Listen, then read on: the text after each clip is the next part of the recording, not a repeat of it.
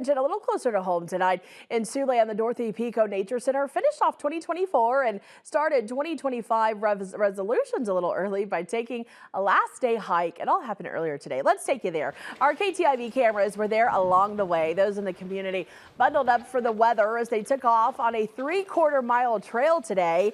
A naturalist at the Nature Center took everyone along the Whitetail Ridge route, one of their longer trails on site.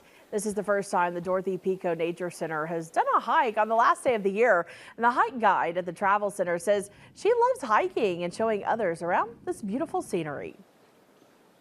So as the guide, I just kind of show people where to go, and then along the way, if we see anything interesting nature-wise, I'll point that out, talk about some of the wildlife that we're seeing and anything else that, just happens to pop up along the way. The hike lasted about an hour, and those walking say completing the hike was a great way to end the year on a positive note. And by the way, if you're interested in doing a first of the year hike, make sure to check out your local state and national parks. You can find all that information in this story. We have it for you right now on our website at ktiv.com. Well,